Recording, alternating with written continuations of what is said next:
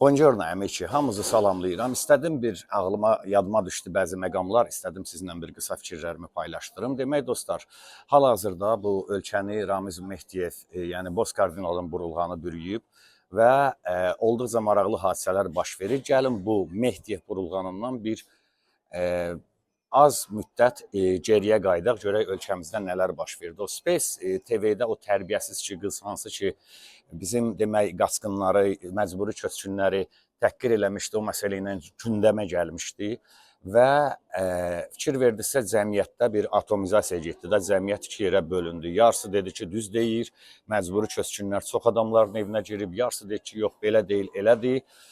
Bundan əlavə sonra rəhmətli Cabir İmanov vaxtsız vəfatı, yəni burada da iki yerə bölündü insanlar. Bir qismi, yəni içi mən qarışıq, mən ona yəni Allahdan rəhmət diləmişəm, bu gün də diləyirəm, yaxınlarına başsağlığı verirəm. Və bir qismi də başqa xoşa gəlməyən sözlər yazdılar və eyni zamanda bəziləri rəhmət yazdılar Facebookda, sonra eyni qaydada rəhməti geri götürdülər. Yəni fikir verin kimlər rəhməti geri götürdü. İndi hal-hazırda da bu ümumiyyətlə Ramiz Mehdiyevin çevriliş planının tərkib hissəsi idi. Yəni cəmiyyəti parçalamaq, atomizasiya eləmək. Mən o həmin ərəfədə ondan da hətta bir neçə həftə qabaq yazmışdım ki, ən müqəddəs yerlərimizə toxunurlar, cəmiyyəti parçalayırlar. Bunu Facebook izləyicilərim bilirlər. Yəni bu onun tərkib hissəsi idi ki, yəni cəmiyyəti parçalasınlar. Yəni hamımız bilirik ki, bunu 2020-ci il 2-ci Qarabağ müharibəsi, 23-cü il antiterror əməliyyatından sonra biz hamımız bir vəhdət yaratdıq da, birləşdik, olduq vahid bir millət. Yəni içi mən qarışıq, məni kimi yeri gələndə radikal adam görürsünüz ki, hal-hazırda yəni hansı mövqeyini, dövlətimin, xalqımın, millətimin mövqeyini tutmuşam. Çünki mən bu xalqın oğluyam, o mahnıda deyildi ki, Azərbaycan oğluyam. Yəni indi də fikir verirsiniz, cəmiyyət yenə də parçalanma gedir, parçalanma eləyirlər. Hal-hazırda sakitlikdir da, yəni Ramiz Mehdiyevin ev sağlığı məsələsi gündəmə verilib və bundan əlavə yalnız nücum elmi ilə siyahılar dərc olunur, nə bilim biri ona dədə deyib sonra imtina eləyir, nə eləyir.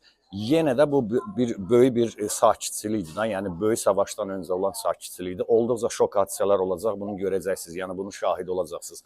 İndi də həmin adamlar, hal-hazırda bəzi adamlar doğurlar. Nə oldu, niyə açıqlama yoxdur, niyə açıqlama yoxdur?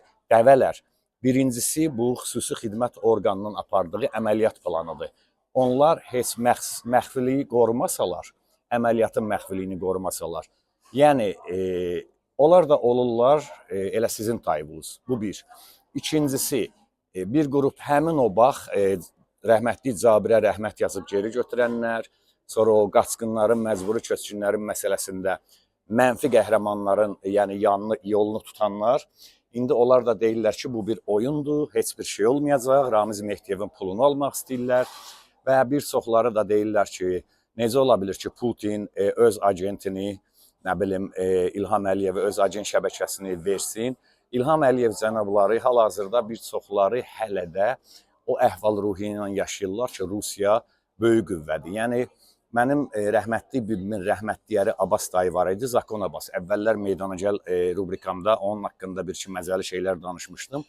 Bu kişi demək elə oldu ki, uşaqları Moskvaya getdilər, varlandılar, yaxşı imkan sahibi oldular. Yenə də bu kişi hər il taxıl sezonunda xeyli taxıl alırdı, evlərində o həyətdəki döşəmə daşın zadın üstünü doldururdu.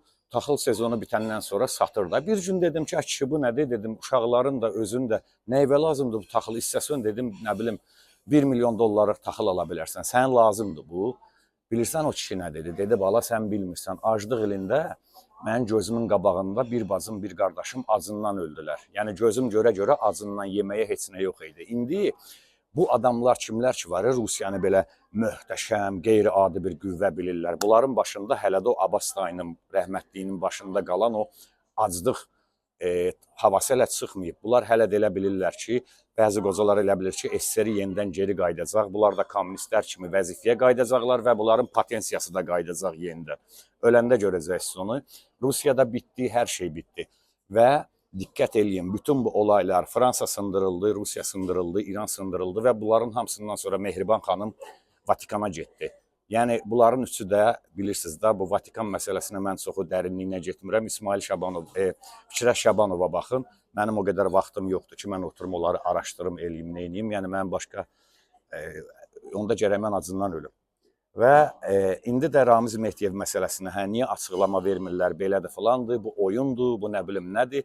Yenə də baxın, o uzaq sahillərdə filmində deyir, həmin dalğa, həmin koordinat. Eyni adamlar Cabirə qarşı, rəhmətliyə qarşı mənfi fikirlər yazırdılar.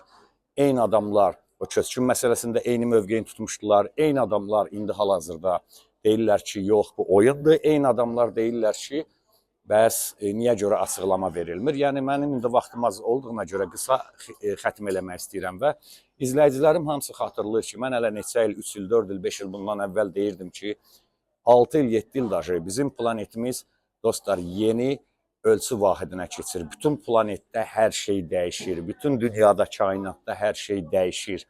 Yeni, yəni dünya düzəni, rus dilində Novo Mirovoy Porядok falan ki deyilir. Bu elə belə deyil. Bunu bilmək üçün insan gərək astronomiyadan, metafizikadan, ezoterikadan biraz məlumat ola bilər.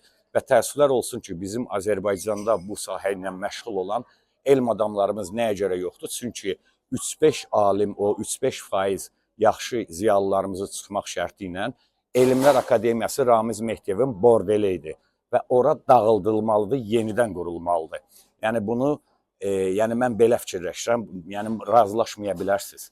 Və hətta sizə bir şey deyim ki, 90-cı illərdə mən bu, yəni Barvinenkonun kanalında da danışmışam da, yəni o izqoy vəziyyətinə düşəndə şəxsən mən tələbə qəbulu komissiyasına mənim sənədlərimi universitetə qəbul olmaq üçün qəbul etmədilər.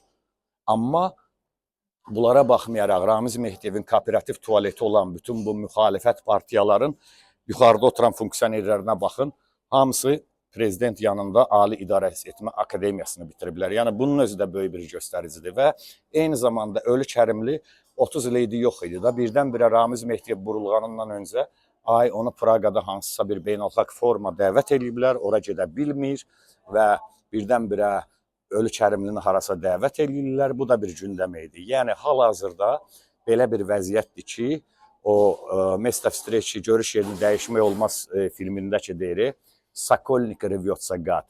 Bu dəqiqə Rusiyanın 5-ci kolonu axırıncı akordların vurub, o qəmli o qayadan yıxılandakı güllə atırıb, o gülləsini atmağa çalışırlar. Ona görə də hamıdan xahişim, ricam, təvəqqəm budur ki, biraz diqqətli olun. Yəni bilmədiyiniz şeyləri paylaşmayın, tirajlamayın və olduqca böyük dəyişikliklər bizi gözləyir. Yəni bunlar labiddir. Yəni bayaq indi az öncəki qeyd elədim, planetimizin yeni ölçü vahidinə keçməsi məsələsi. Bu bilirsiniz hansı dövrdür? Yəni artıq qızıl əsr başlayır. Türklərin qızıl əsri başlayır.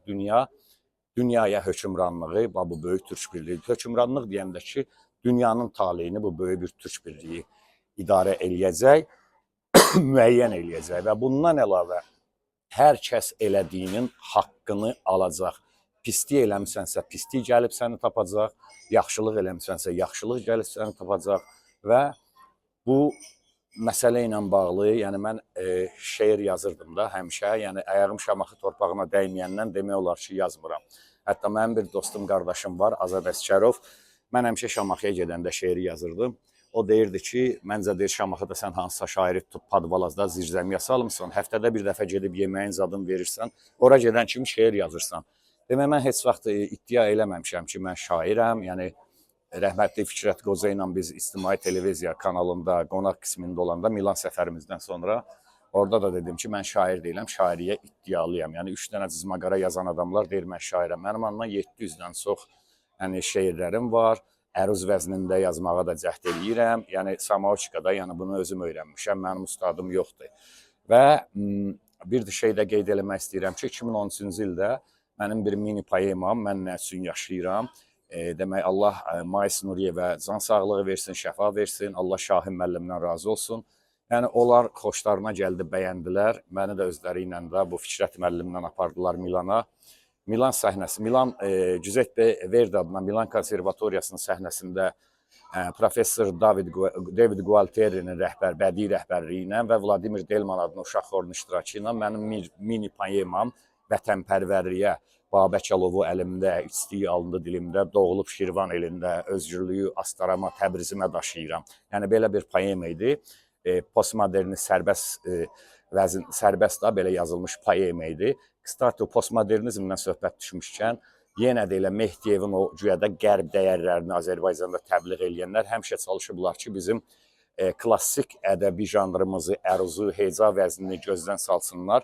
Nəyə görə? Birincisi, onlarda o baş, onlarda o ruh, elm, helm yoxdur ki, onlar əruzda yaza bilsinlər. Yəni, elə cür sicilləmə, düdükləmə yazırlar ki, onu istənilən adam oturub sayıqlamasın, yaza bilər. Yəni, postmodern sərbəst vəzində yazanda da, sərbəstdə yazanda da məna, məntiq olmalıdır. Elm olmalıdır, helm olmalıdır, süjet xətti olmalıdır. Bunlarda bu yoxdur. İndi mən sizə bir dənə əruzda yazmağa cəhd elədiyim bir nəzmimlə yekunlaşdırıram. Yəni, hər kəs bunu başa düşməsə də, bəzi adamlar mənasını tutacaq, amma ədəbiyyatdan məlumatlı adamlar biləcəklər ki, mən nə demək istəyirəm. Yəni, bunu mən yazmışam, demək 27 oktyabr 2013-cü ildə.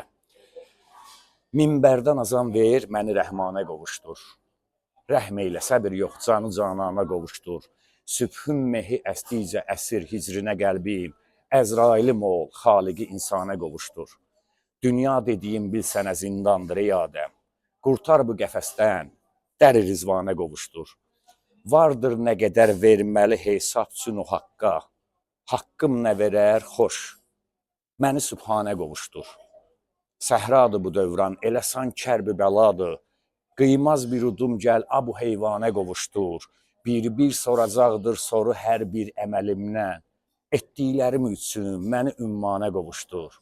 Eşqinlə yanır, sən lasını eşqinə xatir. Eşqinlə yanır, sən lasını eşqinə xatir. Al sübhi səhərdən şah-ı mərdanə qovuşdur. Belə-belə işlər, əzizlərəm, mən elə hesab edirəm, mən ümid edirəm və mən inanıram ki, bu gün başlayan proseslər artıq Qafqazda Rusiyanın ləhrinin silinməsidir və bu ayaqda, bu məqamda biz hamımız, necə ki 2020-ci il 27 sentyabr ayındakı bir yumruq olduq, hamımız bir yumruq olmalıyıq və dəmir yumruğun sahibi ölkənin ali baş komandanı bir şeyi həmişə bilməlidir, unutmamalıdır ki, onun yumruğunu yumruq eləyən bu xalqdır. Və bu, mən elə hesab edirəm, islahatların başlanğıcıdır, siqnal raketidir və bunun ardınca islahatlar başlamalıdır. Təhsildə də islahat olmalıdır, ölkənin iqtisadiyyatında da islahat olmalıdır, insanların maaşı, insanların maddi rifahı, layiq olduğumuz Azərbaycanlı kimi yaşamaq bizim haqqımızdır. Babək Xürrəmi demişkən, əgər torpağa biz o qızıl dəni biz əkiriksə, onun bəhrəsi də bizim haqqımızdır. Və mən ümid edirəm, inanıram ki, cənab prezident bundan sonra artıq əlinə, ayağına dolaşıb, ona qarşı müəyyən o planlar quran adamların hamısını siləndən sonra hər şey artıq başqa cür olacaq və eyni zamanda Dövlət Diaspora Komitəsi ilə bağlı ciddi tədbirlər görülməlidir. Çünki Fuad Muradov hər ölkədə, hər şəhərdə bir xalaşqa tapıb qoyub, yəni Azərbaycanın diasporası, lobbiçiliyi yoxdur. Plintusdan aşağıdır. Bu barədə mən ayrı danışacağam. Bu Mehdiyev məsələsindən sonra Diaspora Komitəsi ilə ciddi məşğul olacağam. Belə-belə işlər dostlar. Hamınıza uğurlu gün arzulayıram. Allah Taala öz birliyi xatirinə Azərbaycanımızı qorusun. Hamıya salam aleykum.